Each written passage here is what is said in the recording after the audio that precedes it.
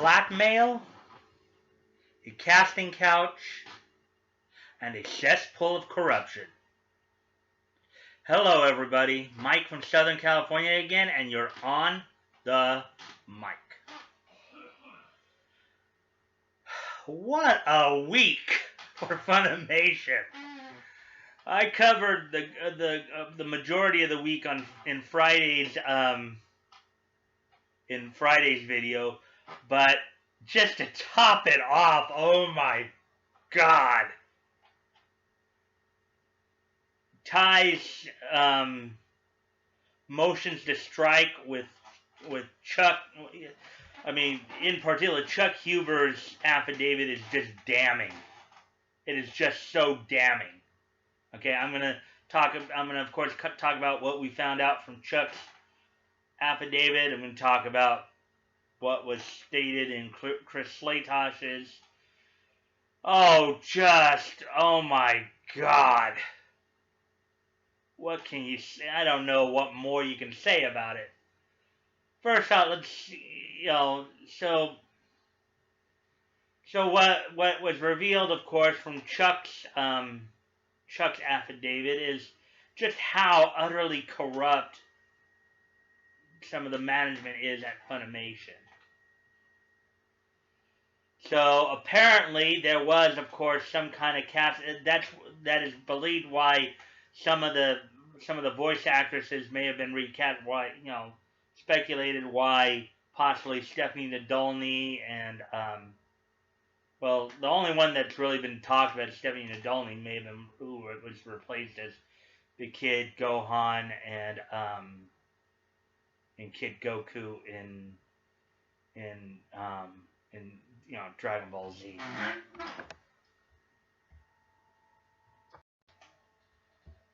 But from what we learned from Chuck Huber's affidavit, of course, is that apparently Chris Sabat wields quite a bit of power at Funimation and maybe on the con scene as well.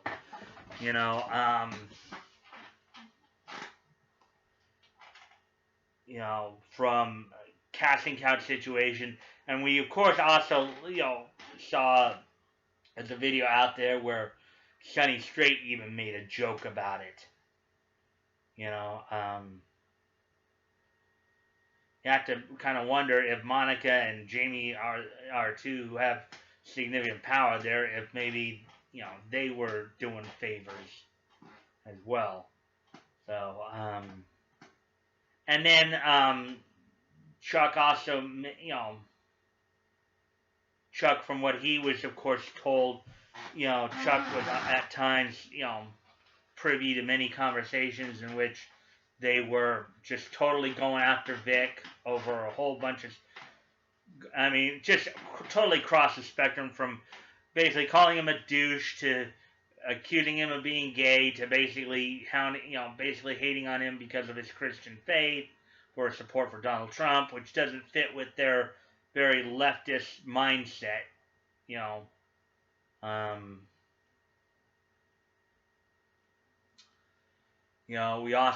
he was also, and then of course when he tried to bring it up to the CEO Gen Fukunaga, he was pretty much shut down and put in fear of his, reputation that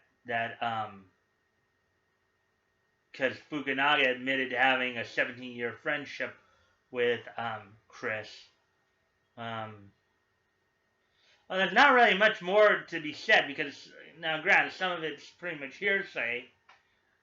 But that's just the kind of thing, and then saying that, according to Chuck Huber's affidavit, he had basically been told that Todd Haberkorn's jobs at Funimation were in jeopardy because Todd hired out the same law firm as Vic. So this is some pretty spicy stuff, Then, of course, we also got a chance to, and thanks in large part to coverage from Hiro Hay and Tug over the weekend and some of their live streams on just going through some of the affidavits and stuff as well as their videos. And also shout outs to Yellow Flash and a few others who were covering it. Yellow Flash, SG Sammy, Deep Humor, all, I think even Senpai did a video on this. So, and we know Super Saiyan Paul was covering this as well. So, shouts out to all you guys for covering it. And going through the documentation. And then, of course, in Chris Slaytosh's affidavit, we actually now have the concrete proof of tortuous interference. We have the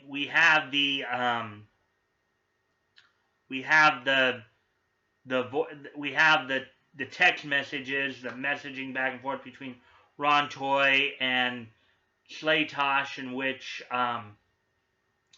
in which we actually have the hard evidence of him committing TI, tortious interference, of him threatening to withdraw sponsorship, to him coaxing Monica to convince some of the other voice actors, to, Ron trying to get Monica to convince some of the other voice actors to walk out on Kamea-Khan along with her.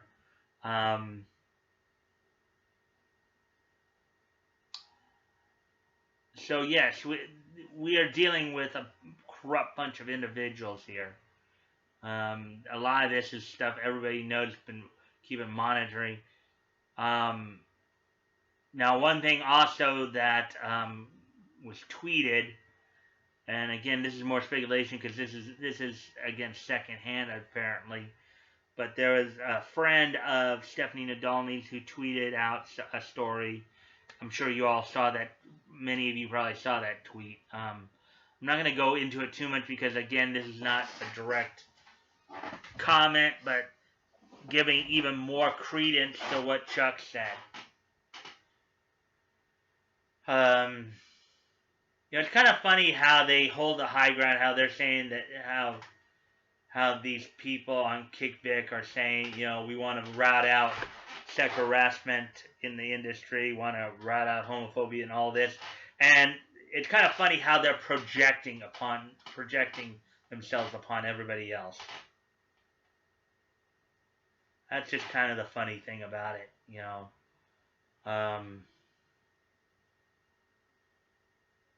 So anyways, that's as much as I can really say on it, because the other big news, apparently Toei has been well aware of what's been going on, and particularly over the leaks that were released on Thursday, they are not happy. They are not happy at all. So, yeah, Dragon Ball is just getting the image of Dragon Ball is just getting completely thrashed here. I hope Toei understands this, and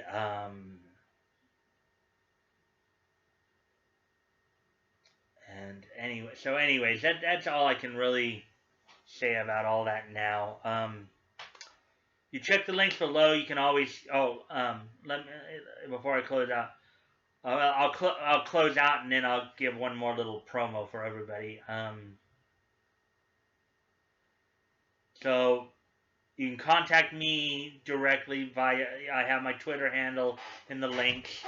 You can direct message me or comment on any of my videos or anything like that. I always look forward to the conversations. Also, I'm promoting, of course, Fantasy Soft and Phoenix Animation. You guys should check those out. And I'm also promoting the GoFundMe.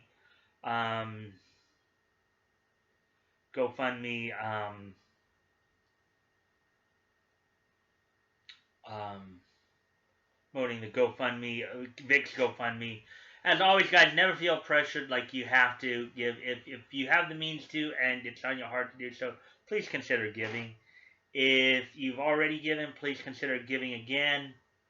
And if you're not in a position to donate, you can always help out by sharing the link, getting the word out. Also, I want to before I finish closing out here, I have a couple premieres coming up this week. Tomorrow night, I will be doing Anime Cons preview.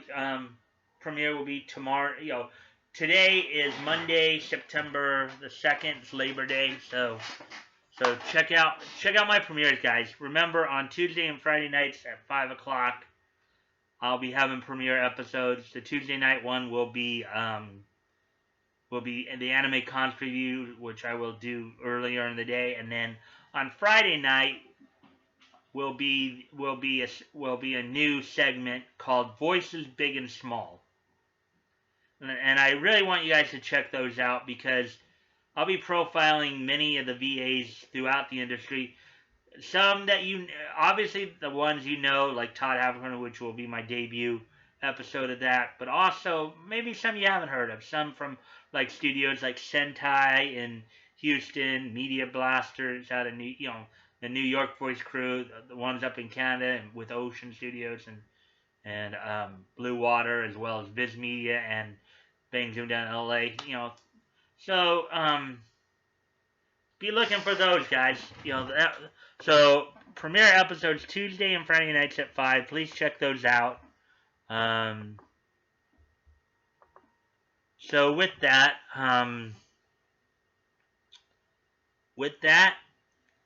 if you like this content, please consider liking, commenting, sharing, and subscribing. I always look forward to the conversation. And until tomorrow's premiere, guys, let's keep the conversation going because you're on the mic. Bye.